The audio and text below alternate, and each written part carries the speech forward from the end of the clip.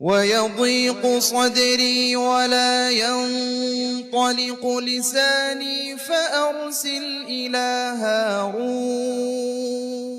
সন্তানের জন্য আসলে কোনোদিন আমি বিরহ করি নাই, আমি আনন্দ নিয়ে আসছি, এই কারণে তার গায়ে সাদা পোশাক আছে।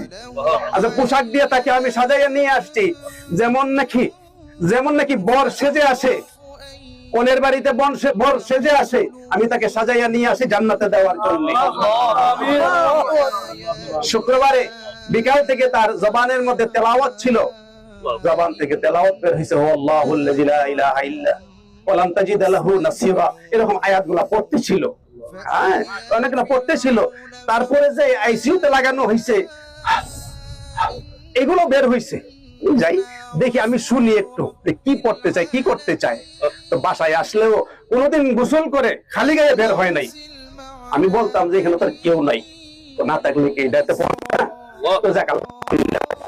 আমি আমার আল্লাহ পাক রব্বুল আলামিন কেন আমাকে এই সন্তান দিয়েছেন, এটা না দিলেও তো পারতেন। এখন নিয়ে অনেকে বলে যে অকালে মৃত্যু, আসলে মৃত্যুর কোনো কালই নাই। তো অকাল হবে কিভাবে বলেন তো দেখি? কারণ আজকে আমাদের চিরাচরিত নিয়মটা হইল বাবাকে কাঁধে করে সন্তান কবরে নিয়ে যাবে, আর আজকে বাবা কাঁধে করে সন্তানকে কবরে নিয়ে যায়।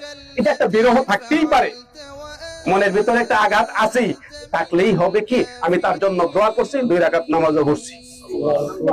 আমি 2 রাকাত নামাজও পড়ছি।